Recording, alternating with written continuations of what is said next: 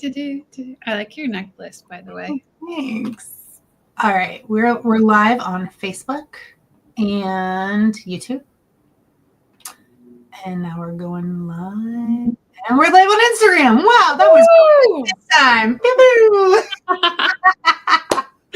All right, welcome to the Energetic Psyche, a podcast hosted by yours truly, Dr. Adrian Campbell and Dr. Cacky Mellor, where we talk about real life, challenge assumptions, and explore different ways of being in the world. Thank you so much for joining us tonight for our monthly live event. So every fourth Sunday of the month, Dr. Cacky and I co-host a live event exploring a different topic. This will be our last live in this fashion, but we will continue doing a live event every fourth Sunday of the month, starting in July.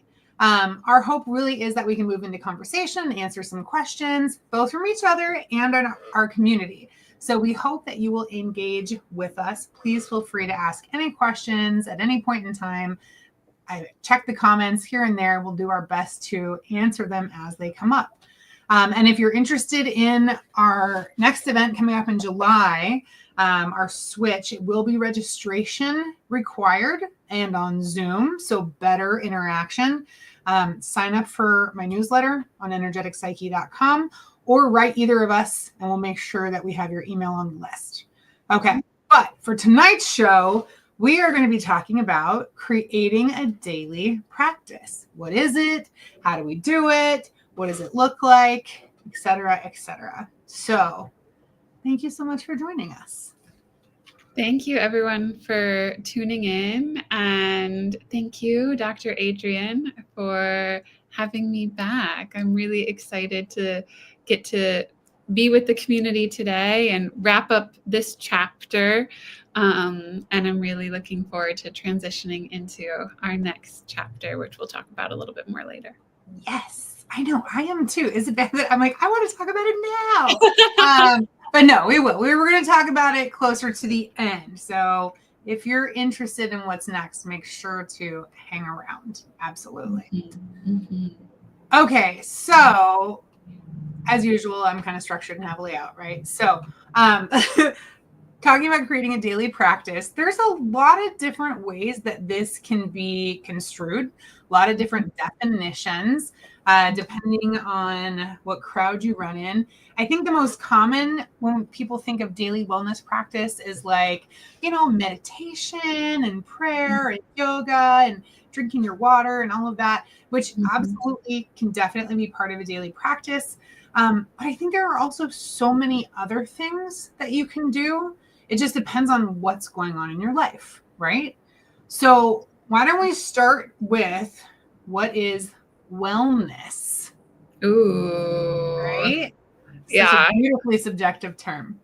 And it's such a buzzword in our culture right now, like the wellness community, wellness influencers. These are like our favorite words to attack. It's all the buzzwords. We're like, come on, let's do it. We are really like honed in on, let's really unpack what this buzz is about. So I feel like wellness, as you said, it's very subjective, and it's going to mean different things at different points in an individual's life. But really zooming out, what is it to be thriving for this individual? Like, what does thriving look like in this individual's life? And that might be focused on a particular aspect of their life, thriving in relationships or thriving in career or thriving in physical health or mental health. All of those could be, and so much more, can be a part of wellness.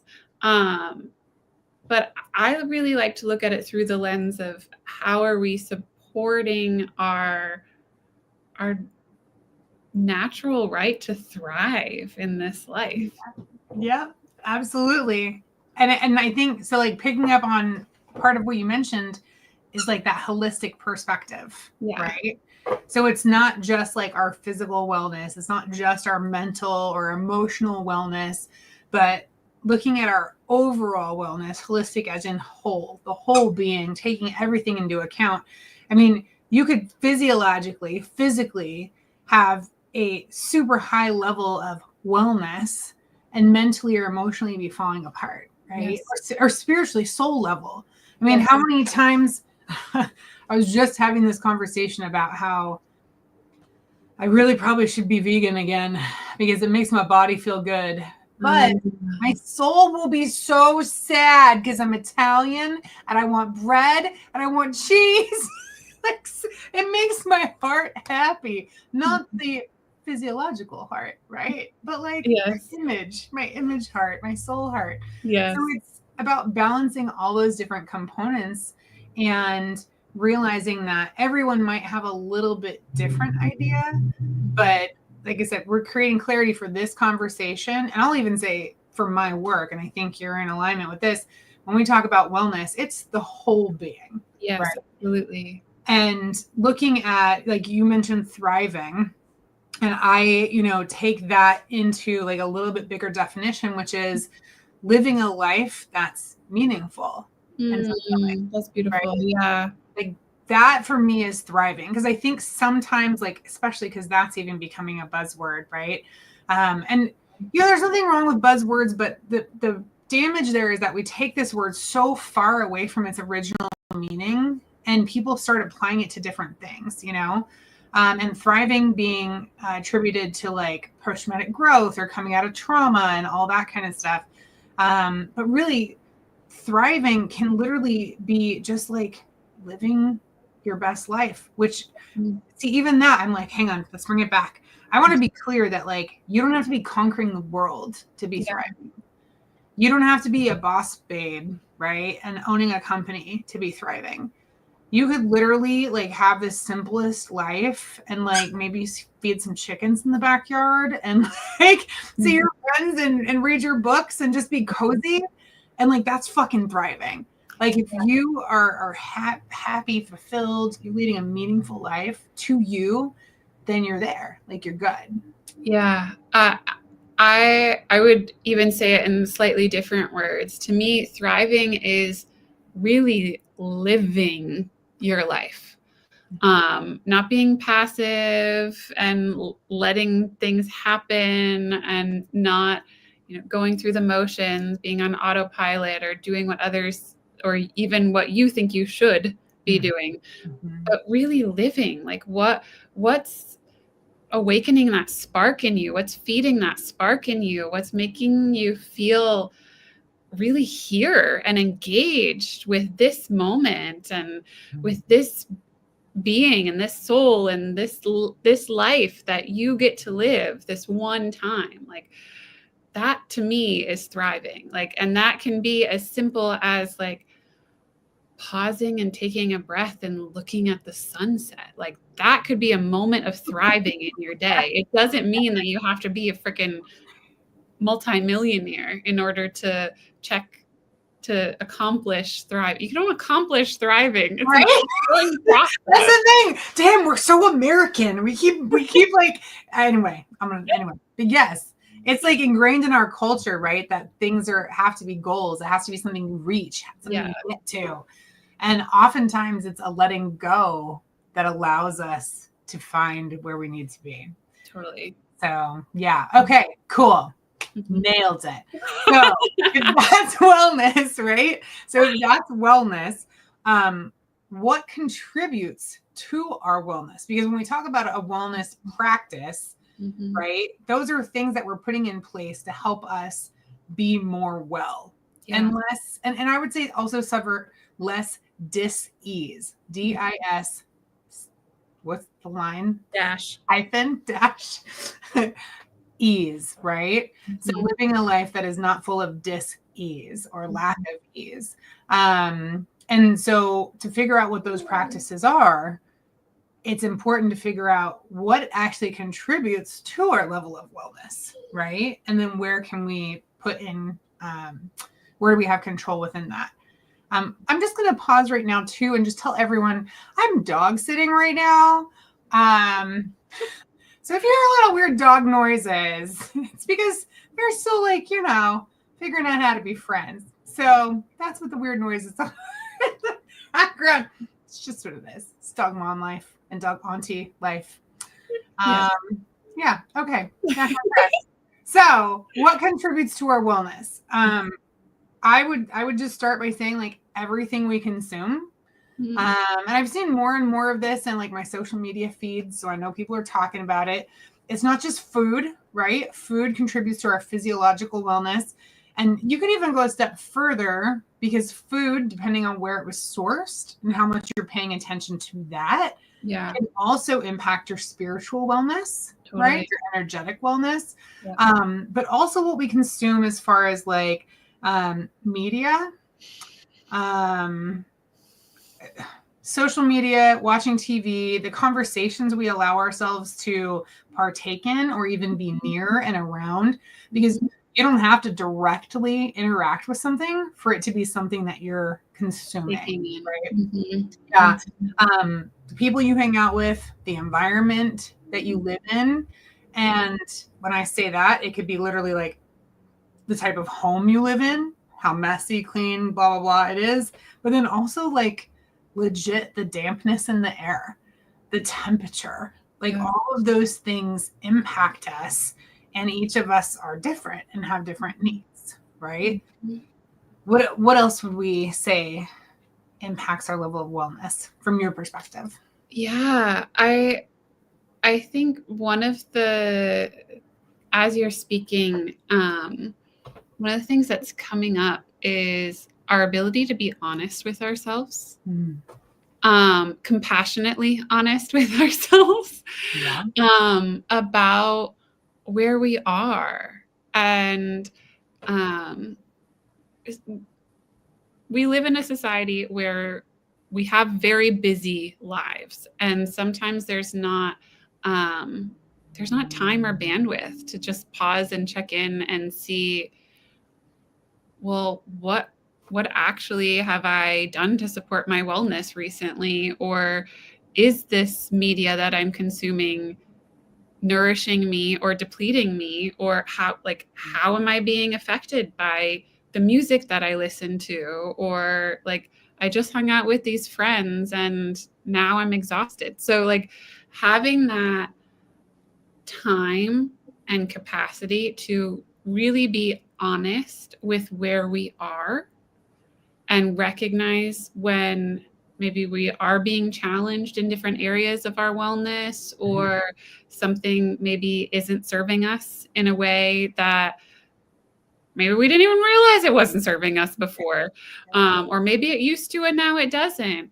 But doing so with compassion so that we're not beating ourselves up. Like, we're all human. Like, we all are falling out of balance all the time. But, as yoga teaches us, it's not about maintaining perfect balance. It's about coming back to and continuing to refine balance over and over and over again.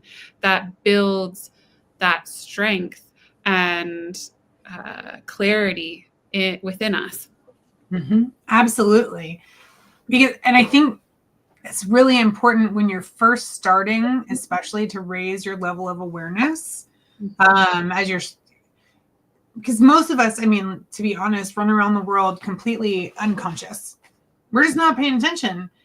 One, we're not taught to. We're actually encouraged not to by mainstream everything. And then two, our lives are so damn busy that like to actually pause and be like, ooh, how am I feeling right now? Or like, how am I feeling in my body? That's a learned skill at this point. Or I want to say like a remembered skill, because I think when we're younger, we do very much know how we're feeling in our body because that's kind of all we know, right? But anyway, so as you move into this and you start working to gain a higher level of awareness, being really gentle with yourself, exactly like you said, and not shaming yourself for what you're doing, right? Even like, for example, if you're scrolling on social media and next thing you know, an hour goes by and you're like, oh my God, I'm still looking at reels, instead of being like, oh, This is so terrible for me. I can't believe I'm doing this to myself. Yeah. I mean, you need to put the phone down. God, you moron. You know this is bad for you. Oof. Okay. Yeah. Heavy. Please don't talk to yourself like that. But instead, awareness. Like, wow, I've been on this for an hour and I'm just scrolling. Yeah. Why am I doing this? Yeah. Right. And I will tell you right now, I do it. I scroll on Instagram. I love these freaking silly videos. They make me laugh. And so if I'm on there and I'm like, oh my God, I've been on here for an hour, I'll stop and be like, okay, what's happening between me and this content right now? Plus, my algorithm shifts all the time, right? Yeah. So am I watching like funny videos that are making me laugh? Or am I just flipping through them? And if I'm watching stuff that makes me laugh, I'll pause and be like, do we want to continue doing this? Okay. Or I'll be like, no, I got shit to do. Put the phone down, right? Mm-hmm. If I find that I'm just mindlessly scrolling from one to the next and I'm not actually getting anything from it, I put it down, and or I'll search a specific hashtag. So I'm intentional in what I'm looking for and what I'm doing on the app. Mm-hmm. So, but not shaming, right? Never shaming, because the way you talk to yourself matters. Like, oh my goodness, so much. It contributes to your wellness in a huge way. Yeah. Thank you for naming the role of shame in our process of working towards wellness or maintaining wellness, because it is something that is such a universal experience, universal felt sense, right.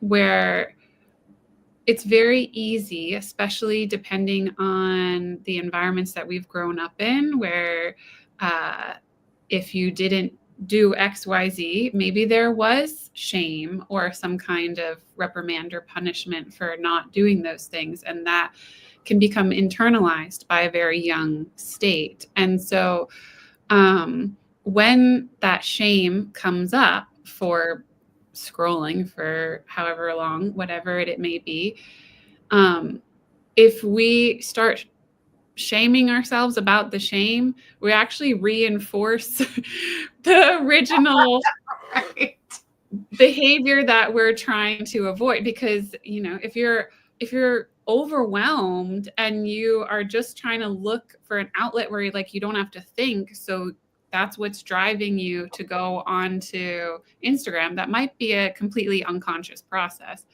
but that might be what's happening. So then your system is actually adapting in a really intelligent way to try and get you a little bit of space and breathing room. Mm-hmm. And it just happens to be doing that through this unconscious habit. So if you then shame yourself for doing that, you're shaming an adaptive strategy to try and meet an unmet need, rather than getting curious and saying, okay, what am I doing? Like, why am I doing this? What's going on, a little bit deeper and a little bit deeper and a little bit deeper, and using it as an opportunity to kind of do a little bit of self-investigation. Like, shit, I've been really overwhelmed and stressed all day, and I just kind of don't want to talk with anybody, and I don't really want to think. So maybe that's why I've been scrolling for an hour. And what might I do to support myself? What other options do I have? What other outlets do I have to give myself that time and space so that it can, like you were saying, be an intentional choice? You might still choose to scroll. Totally fine. Right. But just bring awareness to it. Yes. I mean, I talk to my clients about that all the time. Like, the awareness is key. Being conscious and intentional in what you're doing, and even if you're choosing something that's like outside one of your goals, give me a reason, right? Let's be intentional. Tell me why you did it. Make it make sense. And if it makes sense, okay, then, we're grown ass people doing stuff in the world. Life is hard sometimes, and that's okay, and talk sweetly to yourself, talk kindly. And, I'm so glad you brought up the curious thing, because it's one of my mantras is like curiosity over judgment. Mm-hmm. And it's in the beginning, it might sound like, oh, why am I doing this? And that's okay in the beginning. But I encourage anyone who's moving into this, because that's how it was for me when I first started, right? I don't know, so many years ago now, it feels like 13, 14 years ago. But now at this point, it's more like, oh, why am I doing this? Yeah. Like you said, getting curious, and it's so cool, because I see this in my clients all the time. They start talking to themselves like this, and then they start talking to their kids like this. Yeah. They start talking to the people that they love and care about in their lives like this. And improving your relationship with yourself, guarantee it's going to improve the relationship you have with others too, which is so, so powerful. I got to turn off this ring light. I'm just going to say it's driving me kind of nuts right now. I don't know why, but we're just going to turn it off. So just excuse me. No worries. I'm going to be in darkness tonight, and I hope everybody can handle that. I appreciate you prioritizing your wellness. Thank you. Thank you very much. I don't know why. It just was really bright in my eyes. I don't like overhead lights a lot, and sometimes I get sensitive. So here we are. So that's what it looks like to prioritize your well-being. Mm-hmm. Because it's not like you guys can't see me, right? It's just a different type of image now. Mm-hmm. Okay, so what is wellness? Got it. Yep. What contributes to our wellness? Got it. What is a daily wellness practice? What does that look like? What constitutes that? Again, very subjective, right? And like from my perspective, it can be so many different things. It really just depends on who you are, where you're at in life, what you need, and what you feel comfortable doing and what you like to do. Mm-hmm. This is another one of those things where you got to be careful not to get swept up by mainstream culture. Yes. We talk about that actually on this show a lot. Yes. Last month we talked about it a ton because it was all about self-worth, right? Yes. And the war against the machine that's trying to make us hate ourselves. But this is very similar in a way, right? One of the things we talked about last month was like the magazine cover that's like, how to get more vegetables on your plate. And I was like, how do you know what's on my plate? You don't know what's on my plate. Don't tell me what to eat. And so like, don't assume just because mainstream media is feeding you, this is wellness, this is what you need, that it actually is what you need. Yeah. And it's so important that we customize our daily wellness practice to what we need, and we know what's best for us. Like that is something I am constantly saying to my clients all the time. You are the expert in your lived experience. So just because you see on Instagram, we're kind of beating up social media, but just because you see someone else has created a daily wellness ritual that, they get up at 5 a.m. and they do red light therapy, blah, blah, blah. That might be beautiful for them at this season of their life. That doesn't mean that's going to be what is supportive to you. That might not even be wellness to you. Like that might be too rigid or too much or just not sustainable. So being very responsive to where you are in this stage of your life, what you really need, and what is sustainable. It's not sustainable for most people to go to the gym for 2 hours a day. Like that might, in fact, might not be healthy for some people to do that. So thinking realistically, well, what is sustainable? Like, is it a 15-minute walk? Is it to go to the gym a couple of times a week?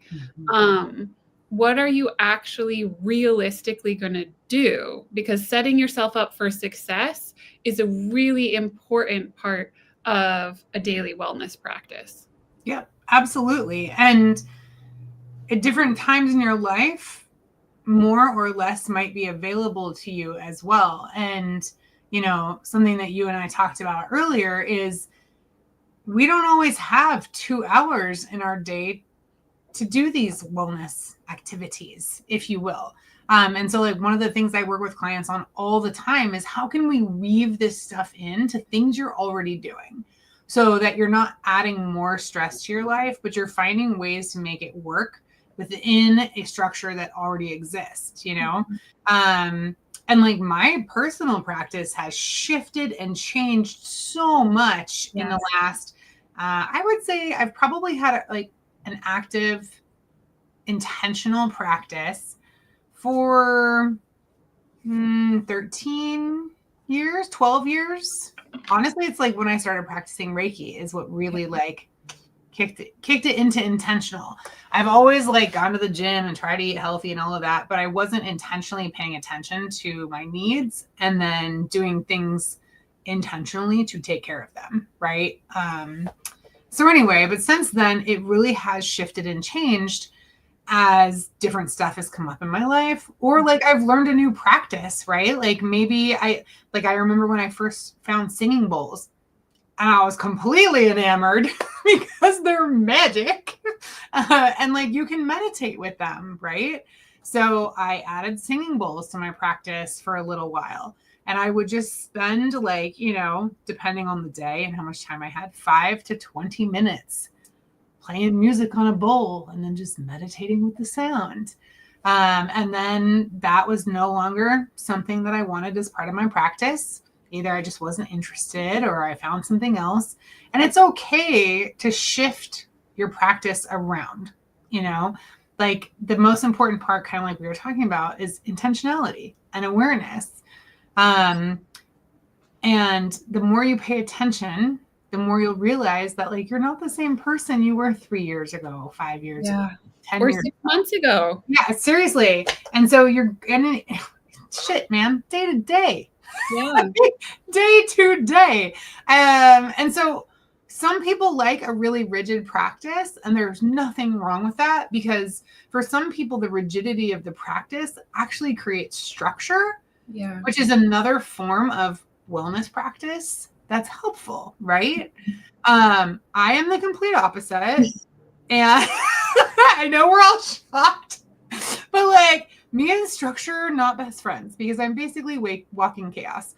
And so I create structure, like for these talks, I always create a layout, right? So that I can rein my chaos into a controlled flow. But when it comes to my practice, I like to be able to check in with myself and then I pick something out of my tool bag, right? Mm-hmm. Maybe I do yoga twice in one day. Maybe I do it once. But I always try to get movement in at least every day. Maybe I do Reiki and meditation every day. Maybe I don't. It just depends on where I'm at. But I'm intentional with always having something every day for me to reflect upon, being in my body every day in one way, shape, or form. And I've created such a giant tool bag of practices now. When I'm really busy, to be honest, it's overwhelming.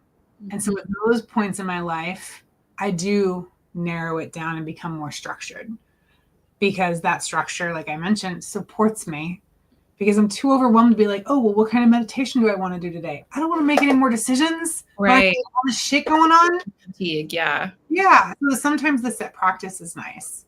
But yeah, so like my practice often involves like yoga, Reiki, loving kindness meditation is one of my faves. Yeah. I make crystal grids.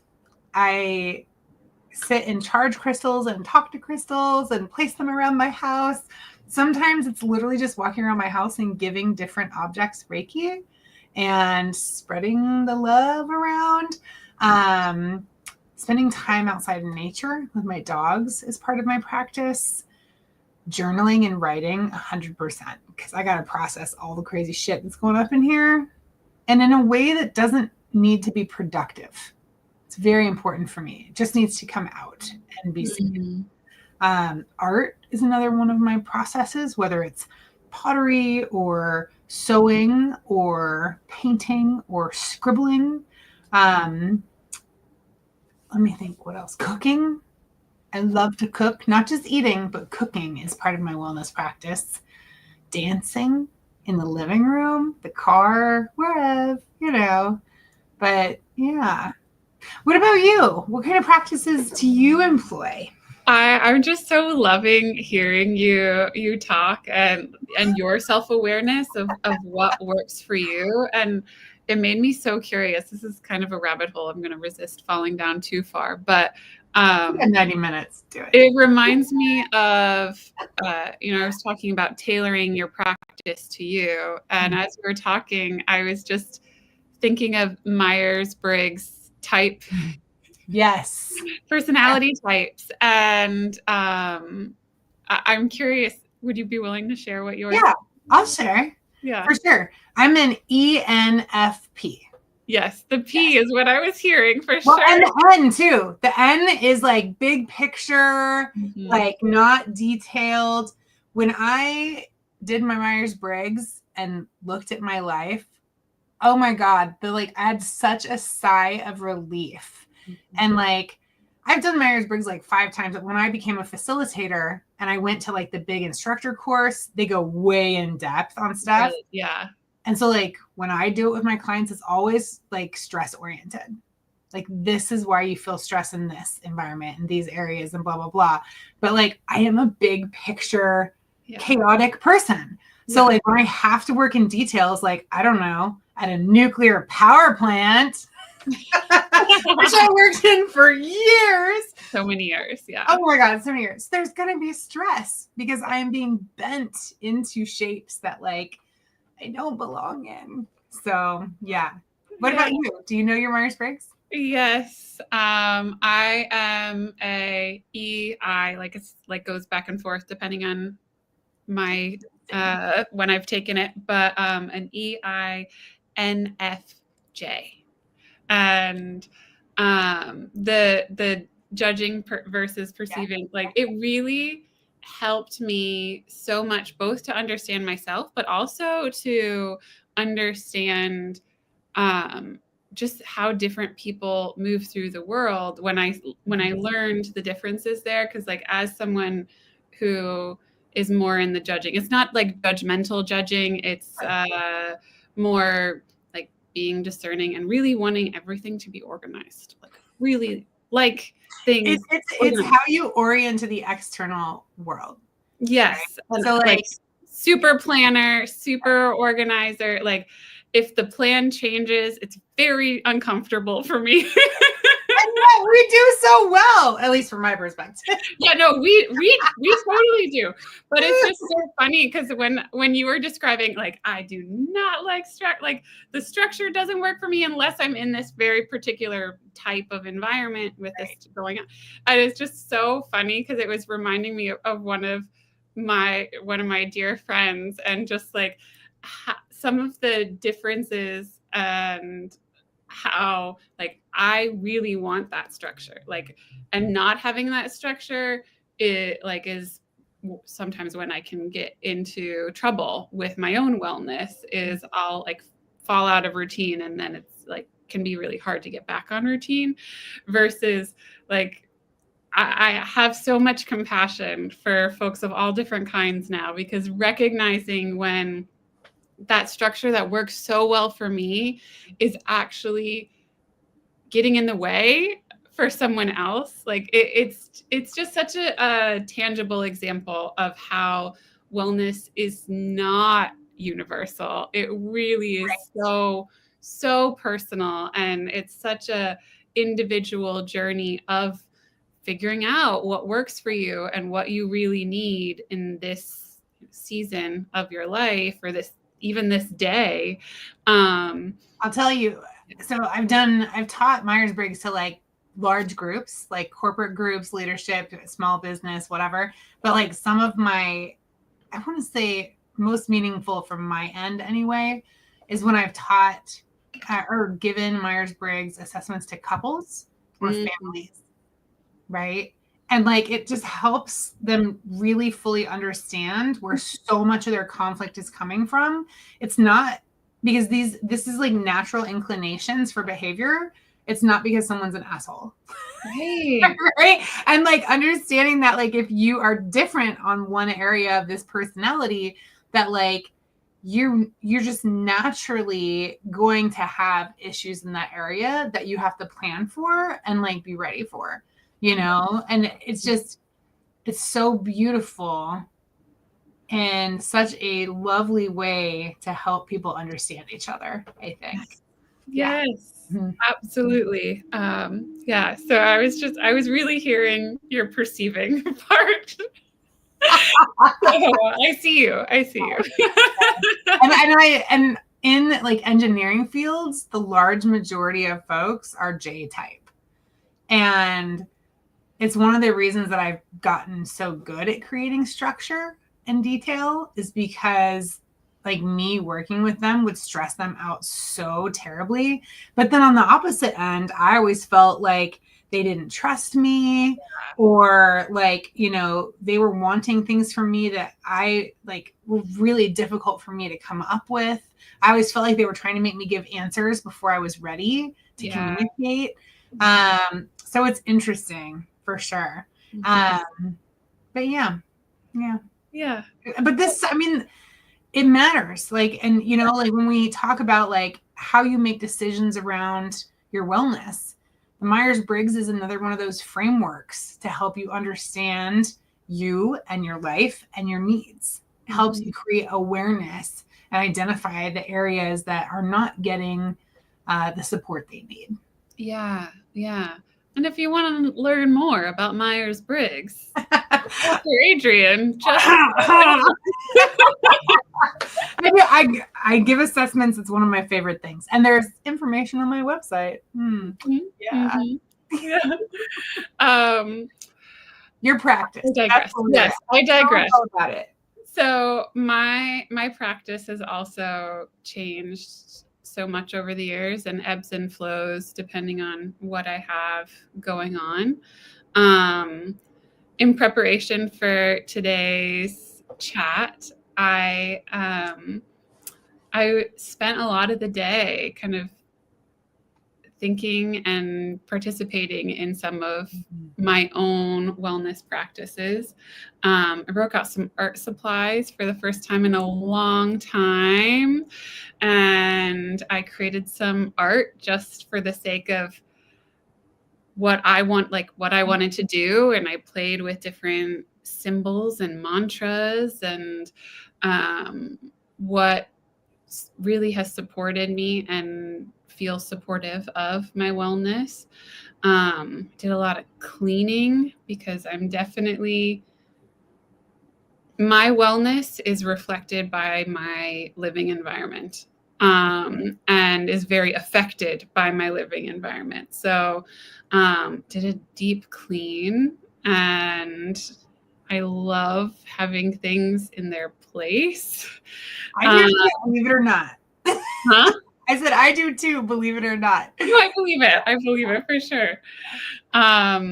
So that felt really good. Like it's felt like I've been so busy that I haven't been able to have that level of just like cleanliness and organization in my space. And I can note it, like it affects me mentally, where I will not be able to relax. I'll stay really stressed out, like thinking about things being out of place. So having things clean is really helpful for me. And I also was doing some Reiki while I was cleaning, both for the environment and for me and for my stressed out little kitty cat who doesn't like the vacuum. The monster vacuum? Yeah, no, she doesn't like it. She's not into it. Yeah. And I also, a big part of my wellness practice has to do with creating altars, and having sacred space set like intentionally in my home to help me focus my energy and attention on specific aspects of my life, my wellness, goals that I have. So I was attending to some of my altars. I I kind of think of my whole apartment as an altar. I was just gonna say, tell us more about altars, because I think like people can have certain ideas, you know, like I grew up Catholic, and so there's a whole thing there. But altars don't have to be crazy, fancy, blah, blah, blah, to be intentional. Yeah, the intention is what's most important, and what's meaningful to you. So, like for example, when I was traveling every month to go to Pacifica, I would bring with me just a couple of things. Like I had this embroidered cloth that I would bring, that I would sit on the desk in the room, and the housing at Pacifica is this old, is it a monastery, right? Yeah. Yeah. So all of the, monks' cells, that's what's now the graduate student rooms for when you're on campus. And so there's like a little twin size bed and a desk and like a place to hang your clothes, and that's it. And I loved it. And it was one of my favorite places to create my little altar every time that I went. So I'd have my beautiful embroidered cloth. I'd put that on the desk, and then I might put it, one of the books that I was focusing on top of there. I might have a particular crystal, or I would often bring my mala beads that I would put on there. And maybe a picture or a prayer card. Altars do not have to be religious. They don't.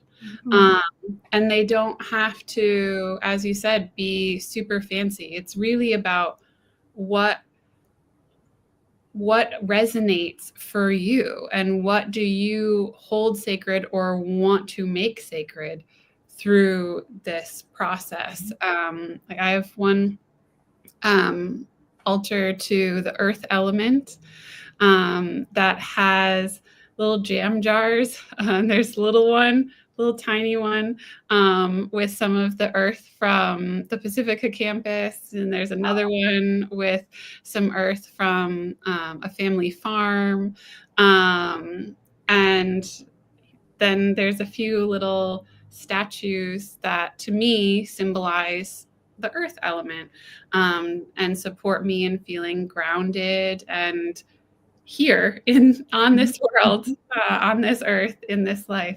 But it's really about your creative expression, and it's only limited by your imagination. And if you don't have crystals, that's okay. Like if you have a special rock that winked at you on a hike that you want to, whisper your intentions into and put on the altar, like that's sacred. Like that's sacred. You don't have to go spend money to make an altar. Just what around your place that you already have can hold that intention, or already has that intention. Yep, absolutely. It's funny, like as you were talking about it, this has come up in conversation a few times in the last few months, which is always interesting to me how things kind of repeat themselves. But how practices that we're using or working with today have actually always kind of been there in different ways. And like, as you were talking, I was thinking about, so I have these two little statues. I'll show you because they're right here. It's a Buddha and a Yoda. These two little guys, right? I literally have had these since I was in the Coast Guard. Wow. So they were in my rack on my ship. Wow. And they've always been in conversation. They're always facing each other. Like wherever I put them, they're in conversation. They're facing each other. And I think I might have gotten the Buddha like in Hong Kong or something when I was in Southeast Asia, because I've had the Yoda for longer than that. But like, this is like over 20 years ago, right? But those little dudes have gone everywhere with me, and they're always in conversation. And it's just funny because I don't actually like interact with them or anything. They're in their own conversation. Yes. But it feels weird if like I don't know where they are. Like I don't know how to explain it, but they always are on they are like their own little altar that come with me, and they just, for me, very much embody wisdom, right? And it's like, I don't know, they're talking about very important things that need to be handled. Yeah. And I am also one of those people that has little altars kind of all over the place. Some more serious than others. Like I might build a crystal grid out. And to me, that's more serious because it needs to stay in a grid. I make sure to charge it when it needs to be charged. It usually has an affirmation or a mantra associated with it, blah, blah, blah. But then I might have just one lone crystal sitting by a window that has a very specific purpose. And so whenever I visit it, we are in that energy together. So, yeah. Thank you for sharing those examples. And as you're talking, that foregrounding of intentionality, like what is the intention that you have in placing these objects right where you're placing them? And it reminds me of the definition of sacred. And the definition of sacred, there might be some things about like religion, blah, blah, blah, in some of the definitions, but one of the definitions is to set something apart. That's what makes something sacred, is to intentionally set it apart. Like when you are engaging with that crystal on your windowsill, you are intending to step into a sacred space, an agreement that you have with that crystal. Right. And that's really one of the opportunities with creating an altar, is to set something apart, to hold it in sacred space, to make it sacred. And that's what makes it special. That's what gives it power and energy, is not necessarily that you have really fancy or expensive things on the altar. It's about what value and meaning are you imbuing in the creation and tending to of this beautiful little space you're setting apart and making sacred. You know what came to mind when you were just saying those things is Monty Python. And now for something completely different. And just like stepping into that, right? I mean, like, because when you move into being with that altar, you're moving into something completely different, a different time and space. Yeah. Right? There is that setting aside. So thank you for that definition. Yeah. It's beautiful. And I just love, I mean, I guess maybe this is one of my practices, is finding those beautiful moments and appreciating them. Right? Like even like the definition of something, and like allowing my being to move into that and what that looks like and respond to it. It's just nice. So yeah. Yeah. And that reminds me of one of the other wellness practices that I'm really passionate about. And I'm really passionate about it because during times of stress, it can be one that's really challenging for me. And that is play. Yay! It's my favorite. Because so much of our lives and our wellness is super serious, and we take it conscripted, right? Yeah, right. We make it super serious. And that has to look a certain way, and we can't possibly enjoy it. But play is a vital part of, I will say, mammalian well-being. Like, it's not just humans. Like, your pup friends that are there, like, they need to play. Like, they are really good teachers in this way. Play is so important, and it's also something that can help make our wellness practice enjoyable and sustainable. Like, if we elicit the it's going into the neuroscience a little bit, if we can attach that pleasure with our wellness, we're much more likely to want to continue to do it. Our brain's like, oh, that felt really good. Like, it felt really good to, run around and kick a soccer ball with my kids. And your system is going to want to do that again. It's like, I want more of that.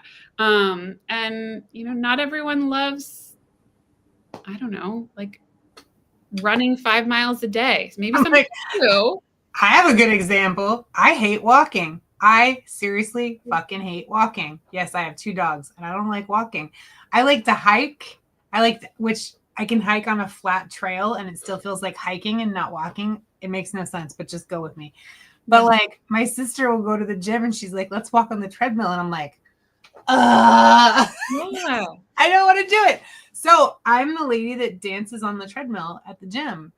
And I literally like groove it out the whole time. I have so much fun. And half of it is how embarrassed she is by how much fun I'm having. But you're absolutely right. Like, when we can engage like the play center. So I think that's even more important when it's, something that is good for you. Like, that's good for my physiology, right? But I don't like to do it. It's not enjoyable for me. I really just don't like it. So it's finding something you do like that you can combine with it to make that thing more enjoyable. So you do it more often. Mm-hmm. Yes, absolutely. And especially if we are just establishing or reestablishing a daily wellness practice, change is hard. Yep. That's another thing our physiology often has a hard time with, because change takes a lot of energy. And when we're particularly stressed, we go into what's familiar, because that's a way of conserving energy. But if we can make things fun, if we can make it play, then our system is going to reinforce that change in behavior much quicker, and we're going to like it. This is going to feel better. Yeah. It's like, reminds me of the military when we would have to march and like carry heavy things. And it was not cool. But like, we have cadence, right? And we sing and we tell jokes. We were just talking about this because I just finished my Veterans Yoga Project yoga training, right? Yay! And we were talking about how like some of it kind of sucked. We actually worked some really long days in our final practicum get together, but we're all veterans, right? So as we're working these 12 and 14-hour days, doing yoga, learning, blah, blah, blah, there was some dark humor thrown around. We definitely were laughing and like just being kind of silly and stuff like that. Because it just takes the edge off of everything, finding ways to inject joy, if you will. In the military, we call it embracing the suck. So instead of like being angry about things that are not fun, you grab it and you hold on and you embrace the shit out of it and you love it. Right. And so I think finding those little ways to inject joy help make embracing the suck even better. Yes. I thank you for that example. And just also to really drive home the power of play, and how valuable it is. there's been extensive research on the most effective ways to learn new skills. Mm-hmm. And play is by far the most effective way to learn a new skill or initiate a new habit compared to anything else. You will establish a new habit or learn a new skill 20 times faster if you do it through play. Yep. So it's really kind of shit on in our culture, that play, like, you know, you're an adult, like quit playing around, like grow up, like be serious. Like if you're gonna like do your wellness journey, like commit fully. Like, well, committing can actually look like playing. Like it can look like rolling around in the grass or whatever it is that sounds fun to you. Pay attention to that. Like pay attention to what brings you joy, what hobbies you love, whatever it is, because that can be a really incredible compass for how to sustainably build this daily wellness practice. Well, and like let's not bypass just the power of laughter. Right? And the giggles. And I mean, like part of your wellness practice could literally be like finding at least 3 things to laugh out in a day.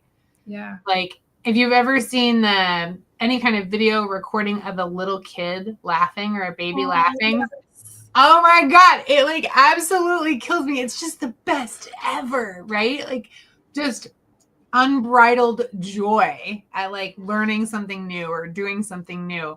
Like I just love it. And like I can find moments like that in being silly in play. Like maybe it's blowing bubbles. Like you don't have to have kids for that. Just go in your backyard and blow some bubbles. And like, have a good time with it. Look at the different shapes, right?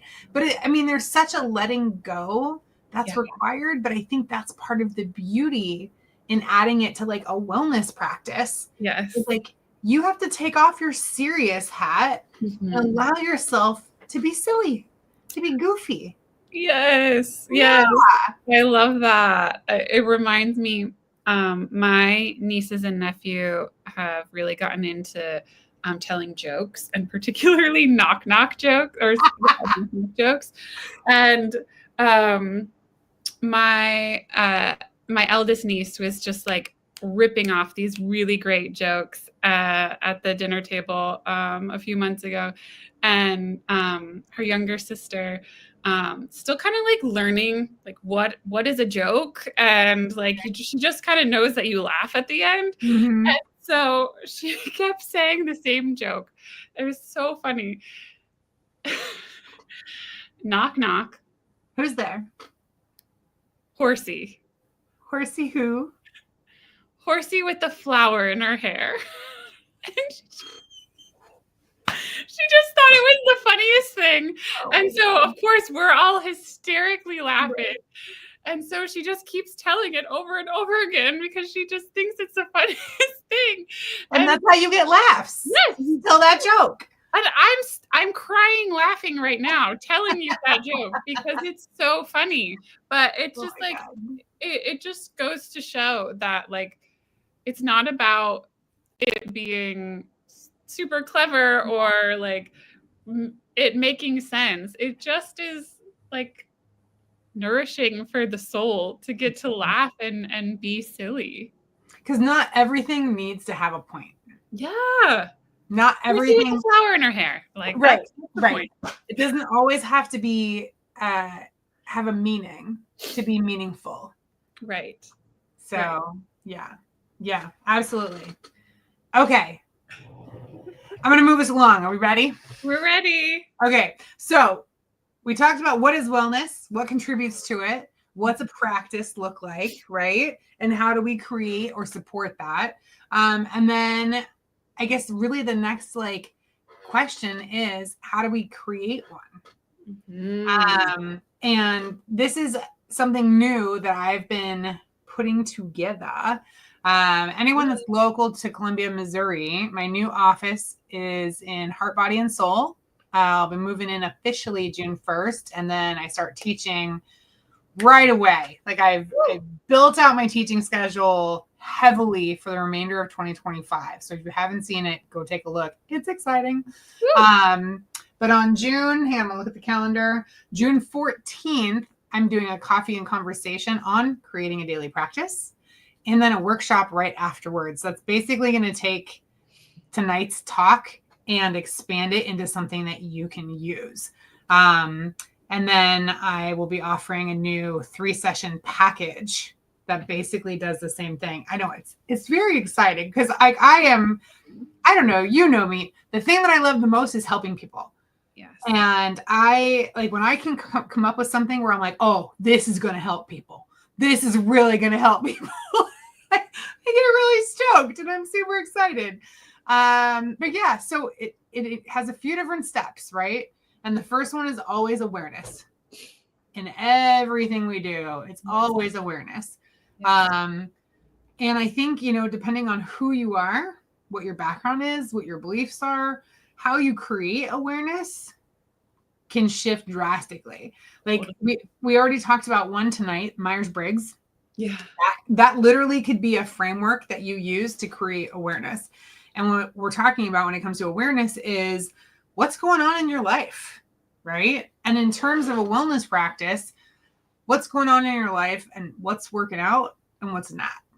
Like, where are we experiencing like joy and fulfillment and meaningfulness, and where are we experiencing dis-ease, right? And so the Myers-Briggs can do that for you, totally. It's just a framework to help you look at you. I also use a thing called the Wheel of Life. I don't know how well we can see it on camera. And you basically just circle every pie has a different area of your life. So like personal development, career, health and aging, spirituality, fun and enjoyment, relationships, personal finance, and family parenting. And then you rate from 1 to 10 your level of satisfaction in each area. I use this with every single new client that I coach with. It's one of the easiest ways to start is just like, let's look at your life, right? Like, what's going on? How happy are you? And let's get rid of the term happy, actually. How satisfied are you with where you're at? Yeah. And then if it's a lower number, why? We don't value it as bad or wrong right off the bat because maybe there's a reason, like maybe your social life is like a 4 because you're a grad student and you're working on achieving this goal.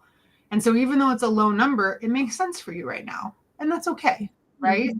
But that's one way, is like a framework like that, where it just kind of piece parts things out.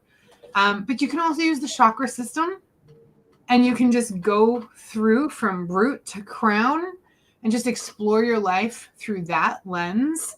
Or Maslow's hierarchy of needs is another one. They're all just frameworks to help us take this big image of life and break it down into more manageable pieces, if you will.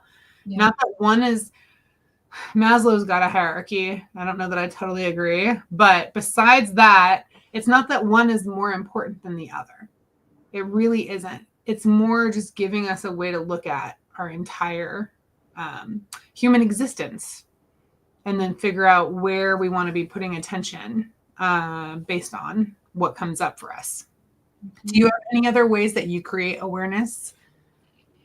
I really appreciate the frameworks that you've named. I think right now I'm working on an article about the expressive arts. And so I think art creation can be really helpful, particularly the practice of body mapping, which is...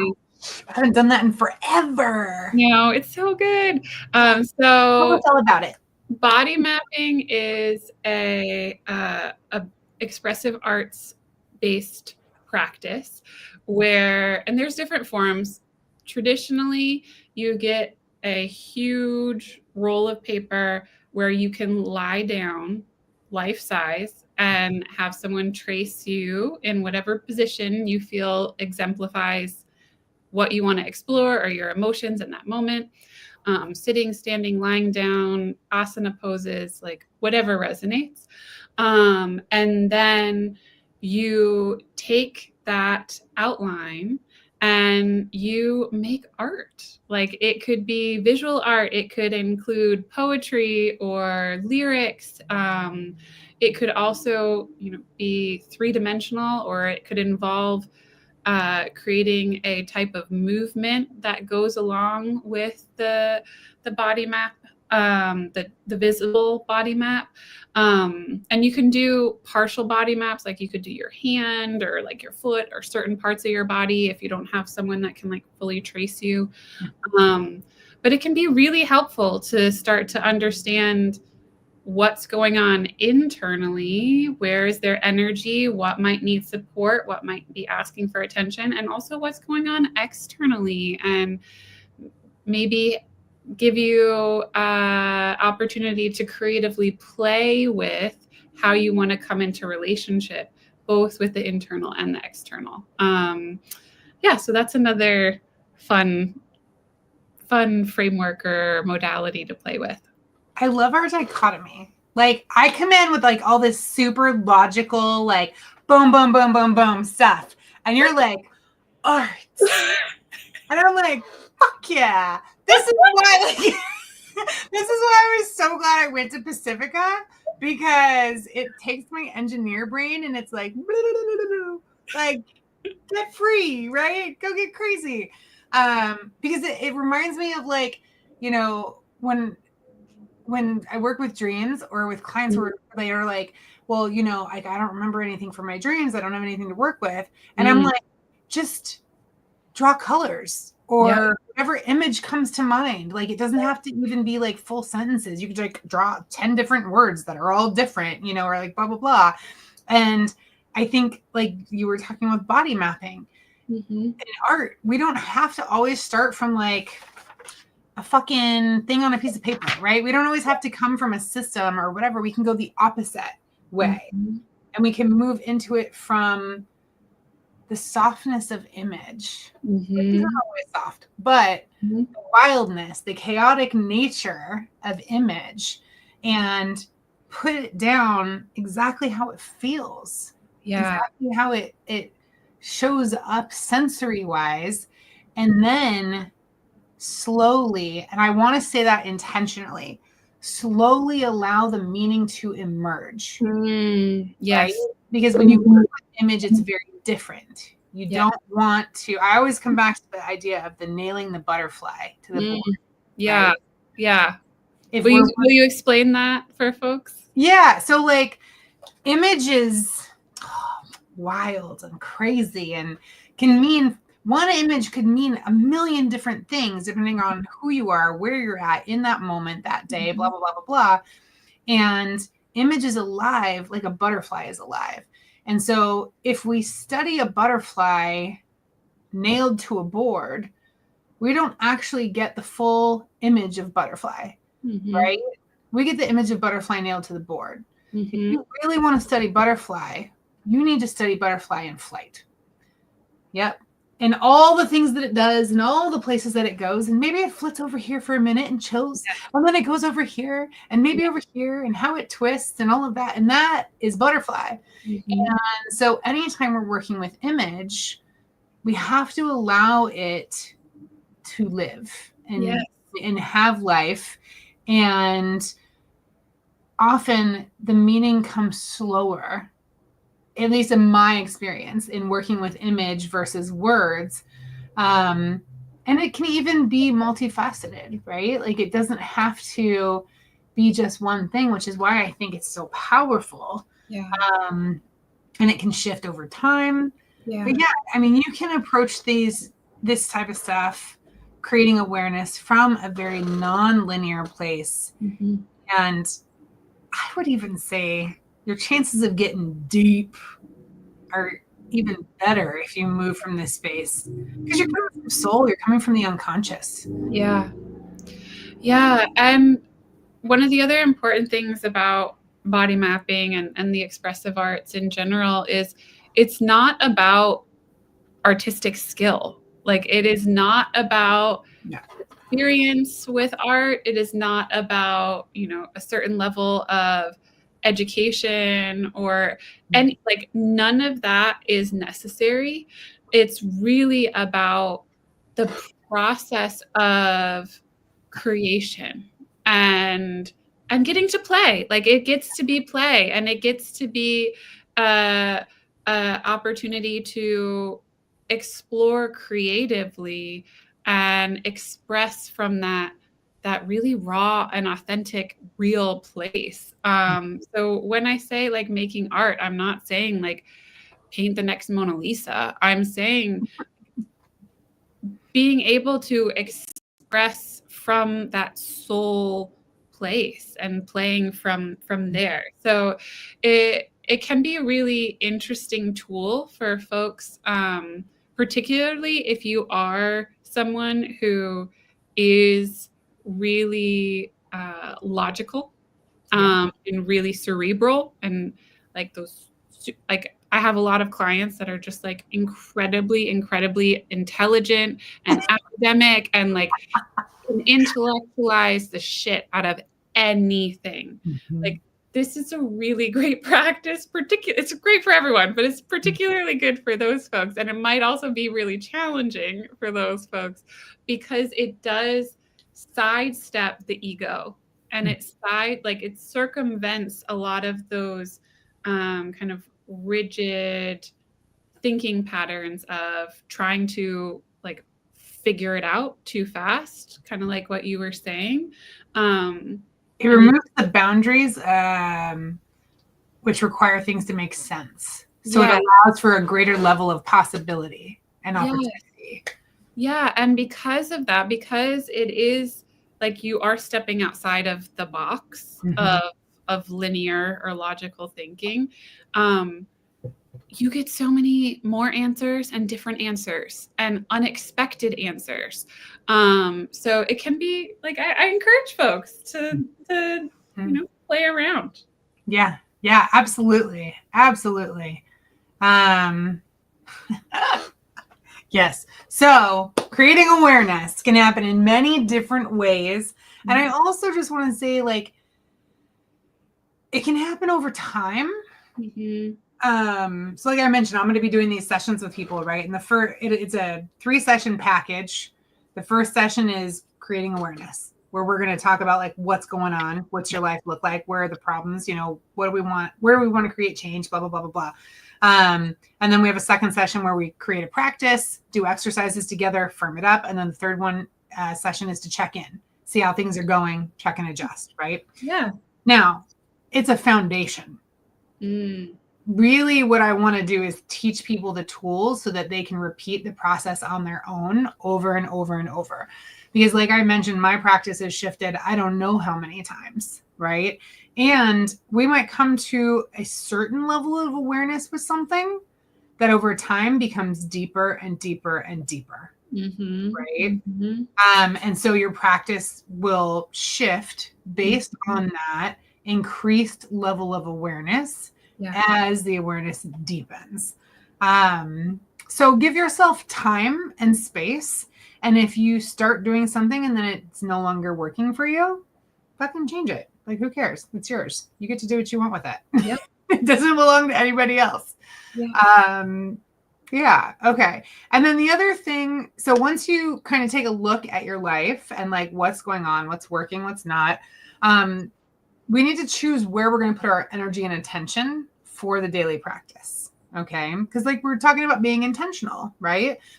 One of the ways that people kind of screw themselves over when they start doing this is they choose too much. Yeah.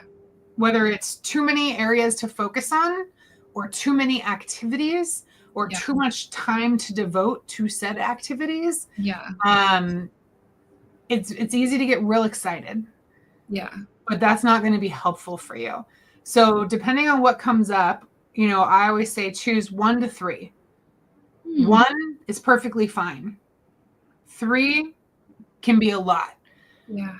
but 1 to 3. Okay. And if you choose 3 and a couple of weeks go by and you're like, this is easy, I could totally do more, I want to do more, cool, do it. Right. But don't go, I wouldn't go past that in the beginning. And then often in my own practice, what I've noticed is that like I've had to back off.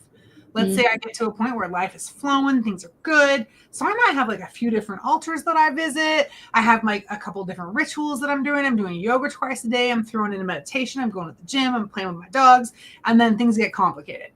Yeah. Either I'm working on a big project, which means I spend way more time in front of my computer, right? Or I have a lot of meetings or whatever the heck it might be. I'm going to have to reduce the amount of stuff that I'm doing. And so I go back to awareness and I choose the things that are most meaningful and I focus on those 1 to 3 things because I would rather do those 1 to 3 things really well. So I know that I'm supporting myself rather than just allowing it to become more stress, right? Like, oh, I didn't make my healthy muffins. I'm such a loser. Not that I would say that to myself.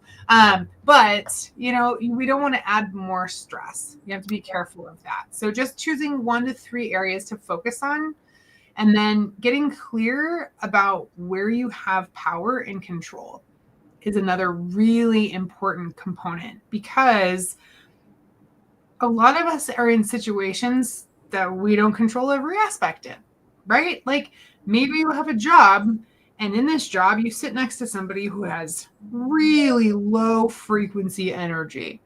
That's saying it in a very healthy way. In a non-healthy way, they got shitty energy. But you don't get to choose who you sit next to, right? So in that situation, like if that's what's making work challenging for you, where do you have control? What power do you have? Focusing on those areas immediately raises your frequency. You go from feeling helpless to powerful, right? And then you can choose what practices to put in place, right? Whether it's like charging a crystal with Reiki with the affirmation that supports your positive thoughts throughout the day. Maybe it's wearing headphones. Like that simple. I'm going to listen to a certain type of music for an hour every day. Boop. And that's a practice. Or getting up and taking a walk, doing chair desk yoga, right? I mean, there's a whole bunch of things, but focusing on where you have control, I think, is really important. That reminds me so much of the Serenity Prayer. And in Y12SR, Yoga for 12-Step Recovery, they have adjusted the Serenity Prayer. So I just kind of want to share it. I feel inspired. And instead of saying God or higher power, we say love. And instead of saying I, we say we. So love, grant us the power to accept the things that we cannot change, the courage to change the things that we can, and the wisdom to know the difference. And it just it resonates with everything that we've talked about so far today. It's just like such a beautiful encapsulating mantra. And it's one that I continuously go back to clarify and discern that awareness of what is in my control, what is not in my control, and how can I redirect my energy accordingly. Absolutely. Yeah, no, that's perfect. I love the Serenity Prayer. I used to have it on a like little statue rock carved into it, and it sat next to my bed for I can't even tell you how many years. I'm sure it's still somewhere. Might not be unpacked yet. I still have a lot of stuff in the garage. I live in a much smaller house these days than I used to. But yeah, no, I absolutely love the Serenity Prayer. Thank you for sharing that version. And I mean, it just makes me think that, like, again, you're making it your own, right? You're taking something and making it work for you. Like, for example, if I do meditation with mala beads, I often use a rosary because I was raised Catholic and it's my grandmother's. a little bit left. Mm-hmm. But I love it. And it reminds me of her. So whenever I get to do a meditation with it, it's intentional for me in multiple ways. Yeah. Right. And I'm not saying the rosary, like a good Catholic, because I'm not Catholic. Not anymore. But there are things about it that are meaningful. So you can take something and bend or manipulate it into a practice that works for you. Again, it's your practice, nobody else's. Yeah. What if we say adapt?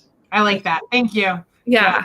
I know. I was like, I hesitated on saying that word like 3 times, and then I was like, I'm just yeah. Like you are empowered to adapt. Period. You're empowered to adapt. Yes, absolutely. Absolutely. Yep. Absolutely.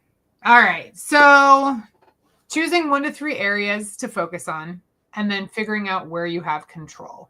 Okay. So in creating a practice, awareness, picking a framework to help identify, or if we're going to go less logical, straight up and down, art, play, movement, right? Like so many different ways to create awareness. But choosing a way to move into awareness, identifying the areas you'd like to focus on, and where you have control. And then just to be 100% clear, I mentioned this, but to be 100% clear, how much time you have to add things to your life, or what areas you can shift or move things or add stuff to. That's important too. And you can always like readdress that after you choose what you want to do. Because that's kind of the next step, right? But it's sometimes helpful to have an idea up front. Could you give an example of that, Dr. Adrian? Like you had talked about dancing while walking on the treadmill, but I'm curious if there's other examples of like how someone might be able to identify areas of their life where they might have space to incorporate some of these new wellness practices. Sure. So I'll give 2 different examples. So my life, I'm very, very blessed and very grateful that I've gotten to a point where I pretty much create my schedule, right? But I still only have so many hours in the day. So I can shift time around to a point. I mean, I have certain clients that are always at the same time. And now that I'll be teaching every Tuesday and Thursday night, those are going to be out. But I can move stuff around. So if I want to do, like an hour of yoga, I could do it in the morning or I can do it in the evening. I don't have kids. I've got dogs, so there's a lot of things that are easier for me in that way. But again, it's like one of the things I struggled with recently because I did want to start lifting weights more, going to the gym, walking on the treadmill with my sister, lifting weights, and then swimming. I wanted to do all 3 things. That's 2 to 2.5 hours at the gym. I would love to do that every single day. It's not practical. I can't do it and still achieve the other goals that I have. Right. Yeah. So I had to find a different way to work in what I needed. So there's kind of an example from my life. And then one of my clients, she is busy. She works full time in a pretty high powered career. She's a single mom, right? She's got animals. She's a homeowner. She's got a lot going on. Yeah. So adding an hour a day to her schedule to go to the gym, it's not possible. Yeah. It's just not. Because she is not willing to sacrifice being what she's defined as a good mom in order to go to the gym. But exercise is really important for her mood, right? So instead of taking an hour to go to the gym like she used to in a different version of her life, she now does micro workouts. So she might be brushing her teeth and doing squats, right? Choosing to take the stairs instead of the elevator. Taking further away from the office building so she has to walk into work. Often when we do our coaching calls, she'll be walking around the block or around the park so she can get her fitness in then. Or she'll do, 10 push-ups here or 10 push-ups there. Or if she has time at work where she's by herself, she might do some push-ups or squats in her office. So it's finding those places to kind of add things in versus saying, this is the only way, I have to find an hour. Yeah. I love those examples because it makes it really clear that it's not so like linear. It's not this or this. Like it doesn't have to look exactly this way. Yep. That there's a lot of room to get creative, and 10 push-ups is still 10 push-ups. Like that's still like worth celebrating and working towards that wellness goal of supporting someone's physiology, rather than like, oh, if I can't do 90 minutes at the gym, then like it's not worth me doing anything like that. Again, it's setting yourself up for success versus failure. Well, and getting clear about like what the point is, right? So if you're exercising, like I have another client too that exercises for mood. Like it's not just for physical fitness. Like, yeah, they want to take care of their bodies and blah, blah, blah. But they're both, fairly young and in like pretty good shape, have a very active job, etc. So really the exercise is more for mood than anything else. Okay. So 10 push-ups or 10 squats here and there will make a huge difference when it comes to affecting your mood and the different hormones that are and chemicals that are flowing through your body. Even doing like breathing practices are another really great example. Maybe you don't have 20 minutes to sit and do a mindfulness meditation in the morning. Yeah. Right?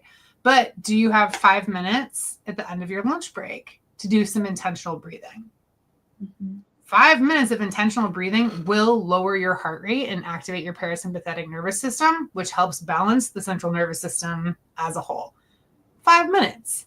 And if you could do that a few times a day, that's going to eventually expand your window of tolerance and make it easier for you to deal with the craziness that is life. Just 5 minutes, a couple times a day, So there's a lot of different ways that you can add things in. And again, it's coming back to like, why am I doing this? Yeah. Not because a magazine told me. Right. Right? Because if you're working out because you want to lose weight, or let's say you have a heart condition or, whatever else, like you're wanting to work out to like have a specific physiological goal, that's different. Yeah. Right? We have to come up with a different plan. And maybe that is finding an hour in your schedule because this goal is now one of the most important. And, like the pie we were talking about, just because a number's lower doesn't mean that it's an accident. Right. So maybe you hang out with your friends less because you need to spend more time at the gym. But or then you can bring your sister to the gym with you. I was just going to say, so then you think about, okay, how do I add an element of play? Invite your friends to the gym, right? So there's a million and one ways to do this kind of stuff. And that's why, like, I think it can be important to work with a professional, even if it's just for, a couple sessions, because sometimes it can get a little overwhelming. Yeah. Especially if you want to try a new practice, like you want to incorporate yoga, but you don't have time for like a 1 hour yoga class.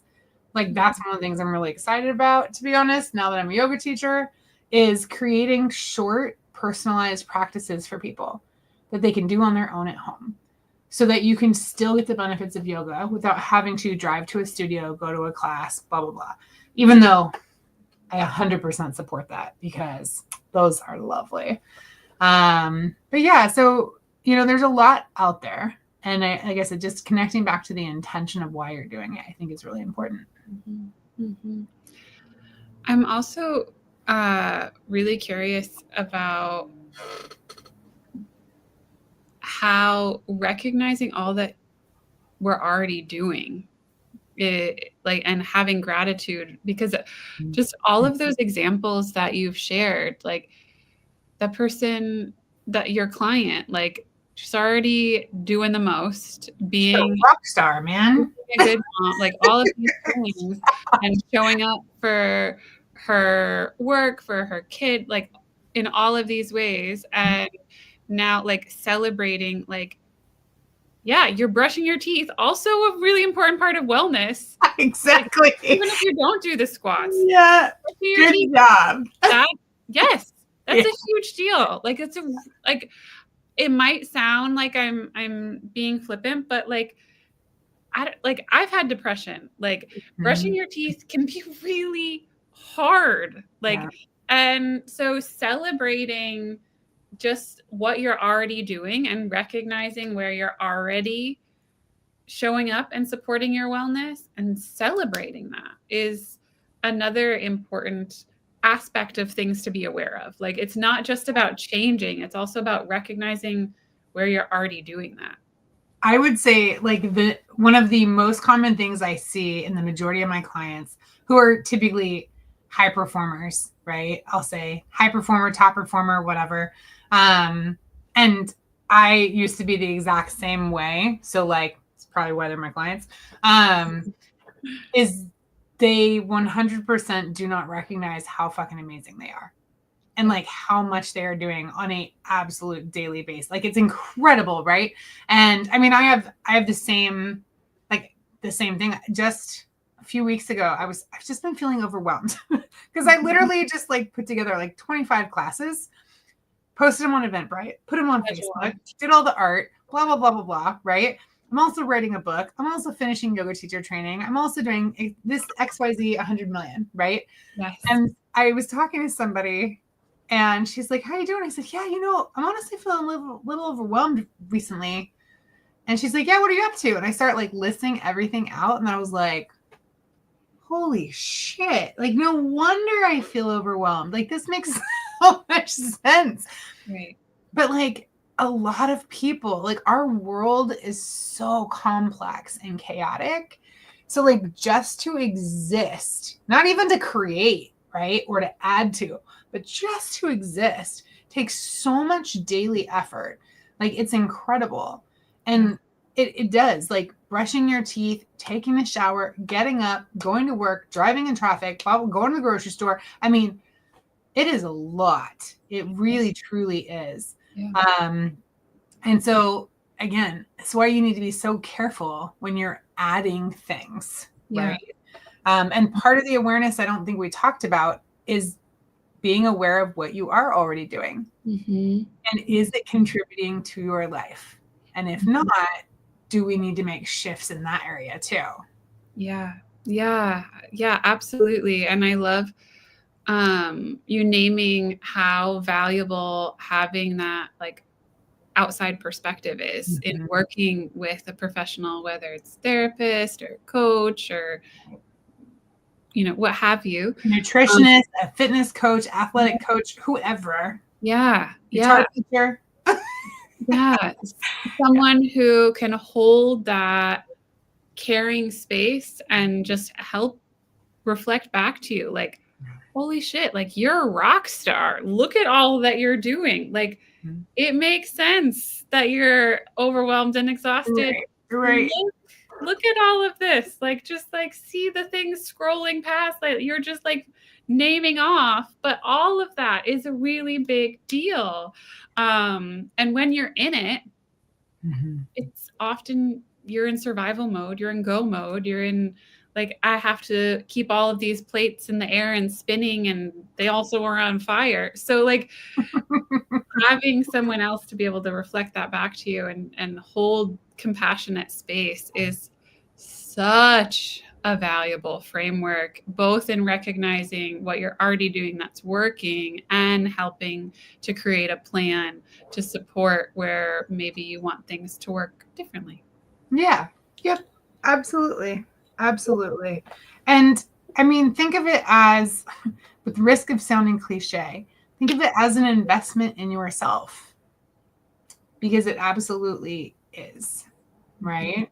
And like I said, I really focus on, and I think you're similar in this, creating skill sets for people, teaching tools. Yes. So that they can then continue to do it on their own. And I would say, to anyone who's looking for a coach, any kind of coach, whether it's a fitness coach, a sports coach, life coach, et cetera, try to find someone that does that, who is going to teach you tools and skills and empower you. Yeah. That you're not dependent on them, right? That you can move forward into the world in this new way, empowered by these tools and skills.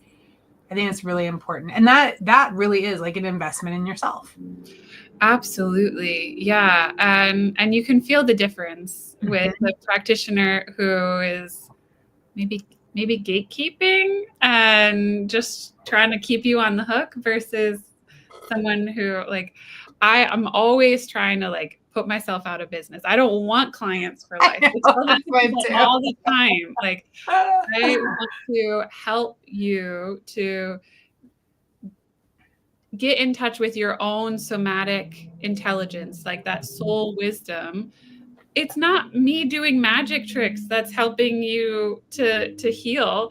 Right. It's your system, and I'm just holding space and kind of getting out of the way so that your innate healing capacity can come online. And that's a very different, just a very different way of working. Yep. Absolutely. Absolutely. Okay. So we've talked about how to create awareness. We've talked about picking a few focus areas and then choosing different things that you might add in to your practice. And like, I feel like we've kind of talked around them quite a bit, right? And it really, I mean, there's no like firm list to choose from. Though, like I mentioned, I might be putting together a workbook for this process. And I was thinking about like having one page that just has all these words on it that people can circle, like things that they find interesting, right? And maybe like with different colored pens, like maybe green is like the most interesting and blue is second most interesting. I don't know. Interesting. Yeah, I'm trying to find ways to let people play with this and have fun versus it being a chore. Because I think that's important, as we've established, right? And so,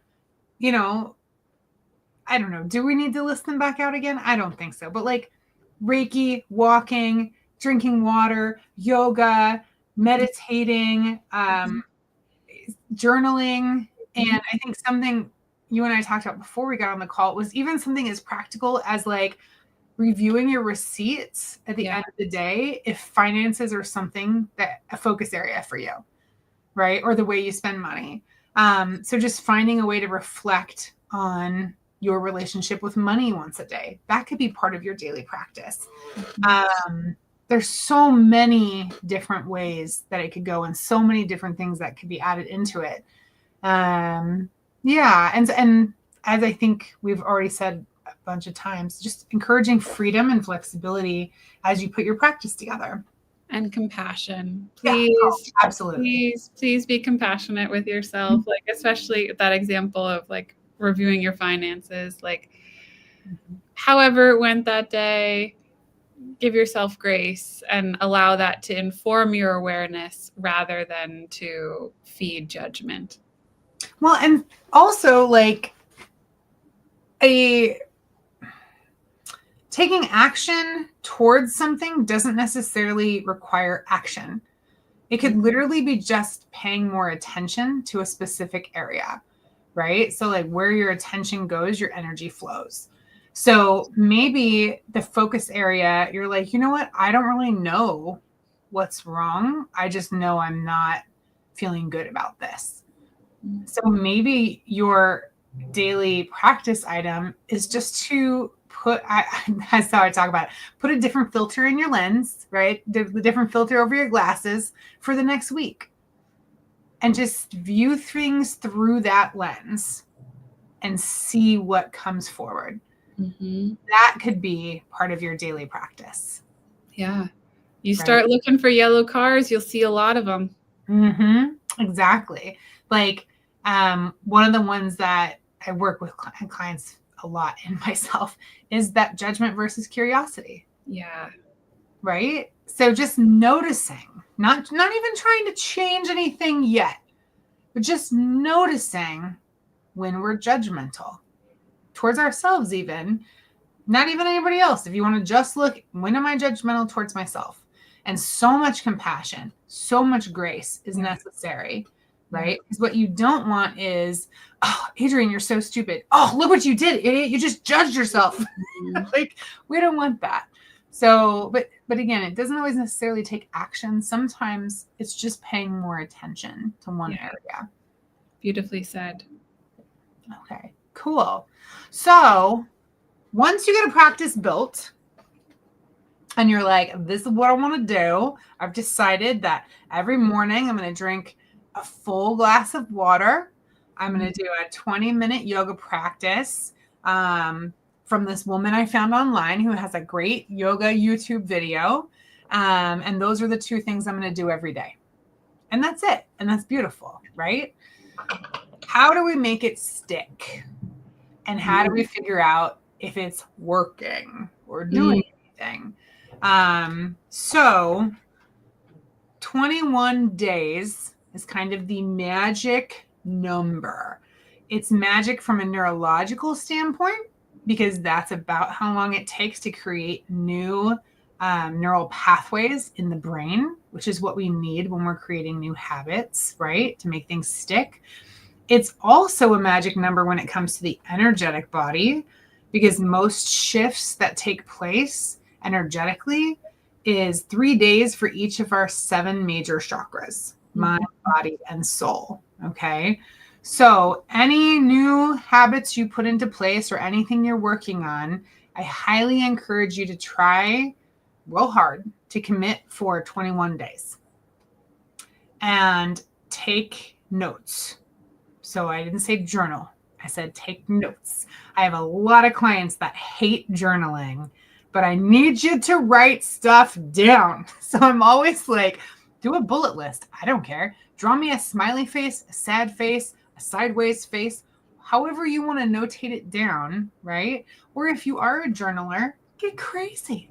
Write a whole entry every single day, multiple times a day. But there needs to be some type of reflection, because that's going to help you notice over time the changes.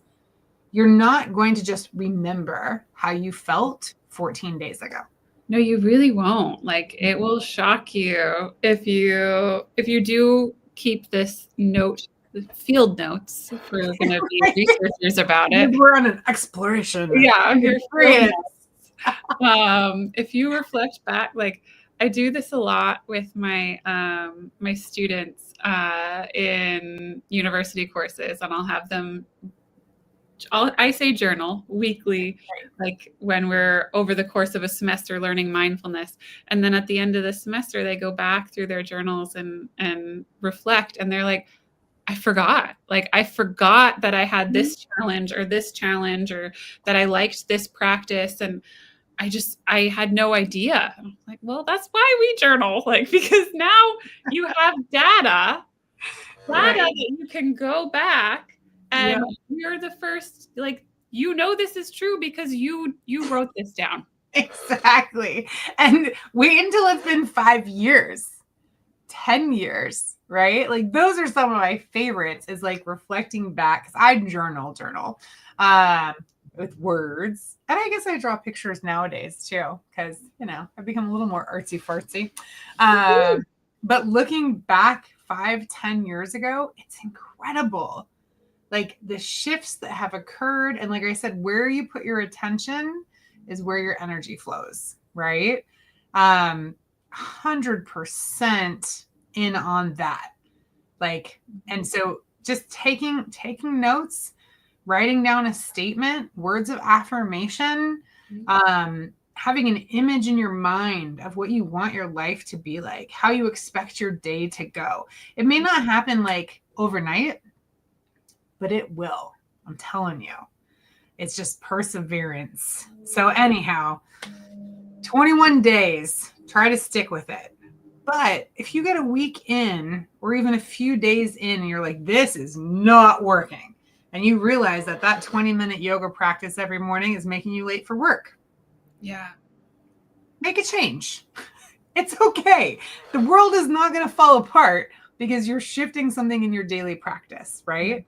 But just do your best. I would say the first week or two is where we're really on a good trial run, right? And seeing how does this actually work with your life, which is why it's important not to change too many things at once. At once, yeah. And if you notice after a week, like this is not working, adjust, try something different, see how that goes.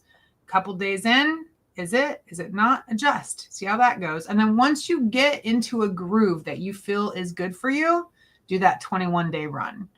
And then notice, right, at the end of the 21 days, what in my life is different now? Because even though we compartmentalized out all these different areas of our life, right, they're all still connected.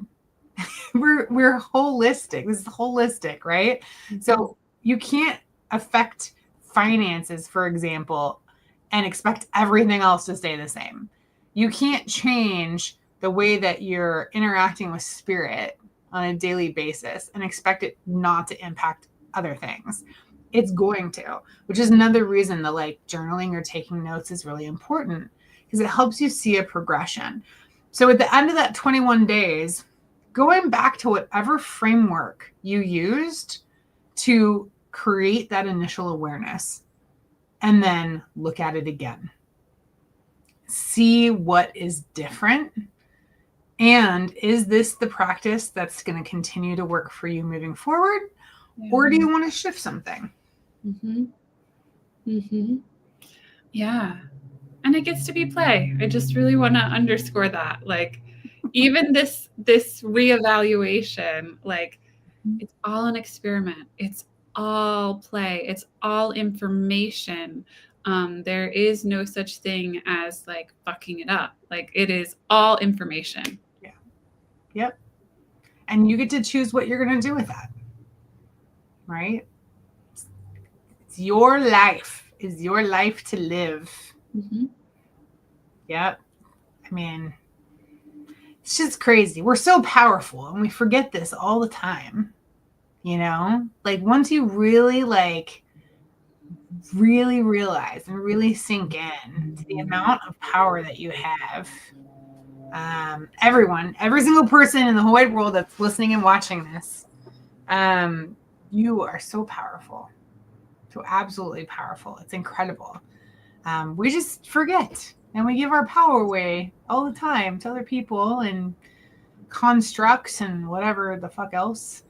Yeah. So, yeah, but this is your life to live and you have the power to create what you want to experience. Yes. Yeah. Yeah. So I feel good with that.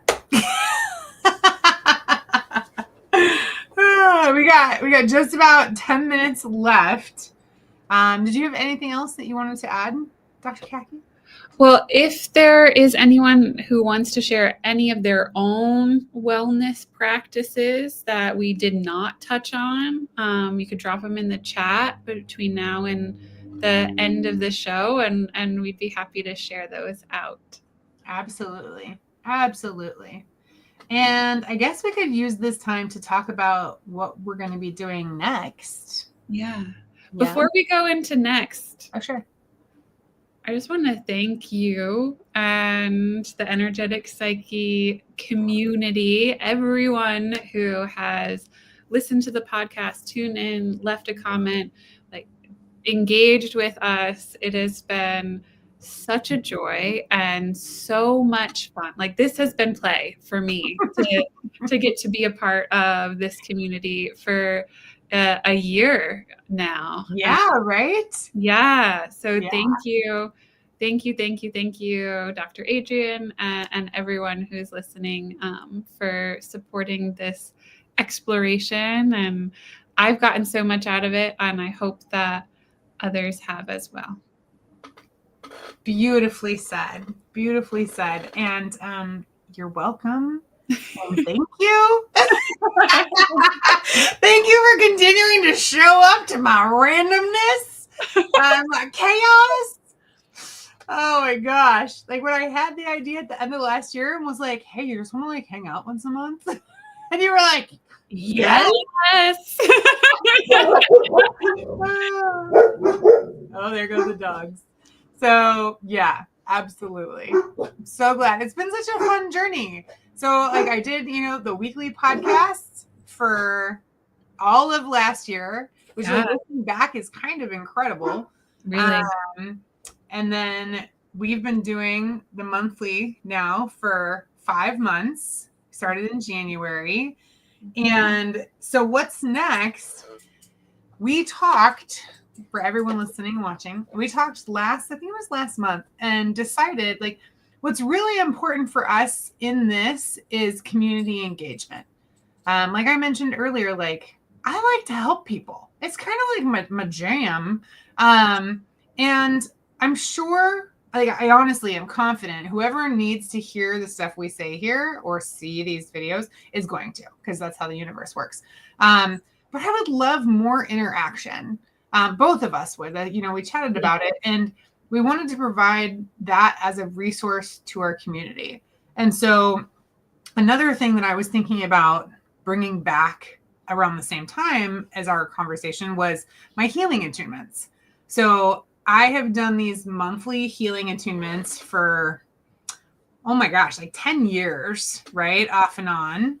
And it's a Reiki healing attunement. So we all come together, we chat about a specific topic, usually personal development-ish. And then I give everyone a Reiki healing attunement, which is a sharing of Reiki energy to help clear and release anything that is not serving you and anything that doesn't belong. And this can be done in person or virtually, because Reiki is energy and isn't directed with intention. And so it can be given across distance, right? So when we were chatting, we kind of came up with the idea to do a 90-minute, instead of the 2 hours, a 90-minute live event. And it will not be broadcasted like this. So it won't be on Facebook and YouTube and Instagram. This is going to be a more private thing. Registration is required.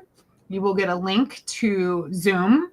And we will chat about a topic kind of like we do here, but in a more interactive way. So whoever shows up, like you're there with us. We want to know how you're feeling and what you're thinking.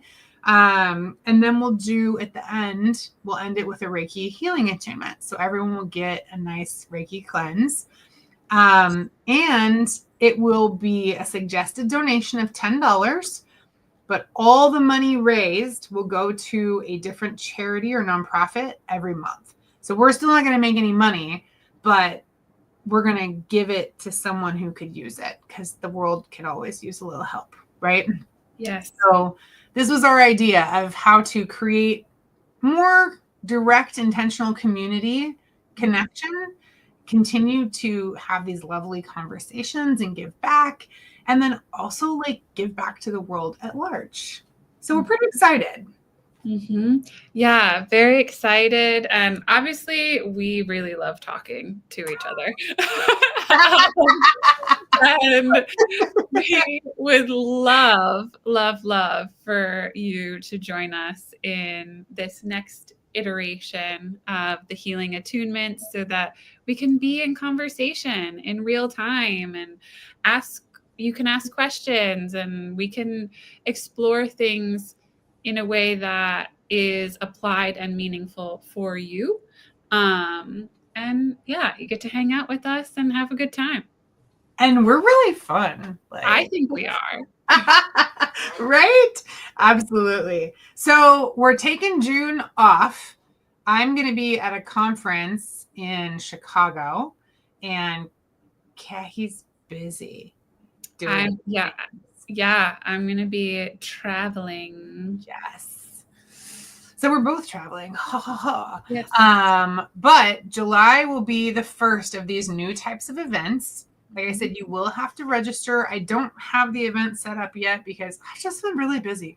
But I will soon. So if you're interested, I really highly encourage you to sign up for my newsletter. which you can get on my website, energeticpsyche.com. You can go to my Instagram profile. There might be a newsletter sign up on my link tree, but if not, my website's there for sure. And you, of course, can just follow our social media and you'll see it. But the newsletter is probably the best way to guarantee that you get the information. Or you can follow my Eventbrite page as well, which there's a link for that on my website. And if you follow there, I'm pretty sure they email you every time I post a new event. So yeah, I hope that you'll join us. We would love to have you. We're not going to limit the number of attendees in the beginning, but if it does I don't want more than 15 to 20, to be honest, because I do want to keep it intimate and I want us to have conversation. So if you're interested, then you definitely will want to register. Yeah. Yeah. And it's still going to be on the evenings every fourth Sunday of the month. So we're looking at July 26th. 27th. 27th? 27th. July 27th. So that's Sunday night. So you can put that on your calendars and keep the routine going that you'll spend every fourth Sunday with us, just in a different form. Yay! And if you have any particular focuses that you want to explore in these new formatted healing attunements, please let us know. Like we want this to be things that serve you and support you. So if you have something particular you want to focus on, let us know. Yeah. We know a lot of stuff. So you might as well take advantage. That's all I'm saying. We're like really fun and we know a lot of things. We're really fun and we're like super smart. No.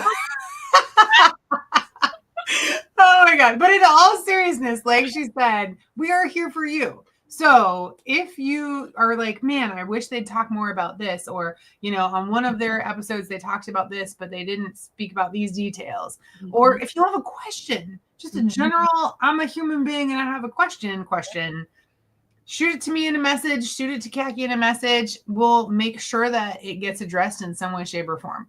Like I said, we're here for you guys. Appreciate you. Love the community. And we're just really looking forward to this new way of being present with y'all. Yeah. So, yeah. All right. With that, I think we'll close out the evening. How are you feeling, Dr. Cacky? I'm feeling so grateful and nourished. This has been such a beautiful chapter. And thank you, Dr. Adrian, for inviting me. And thank you, everyone, for being a part of this community and tuning in. It has been a privilege. You're so sweet. I love having you here. Oh my God. All right, everybody. Love you very much. Have a great evening. And I hope to see you in July. See you July 27th.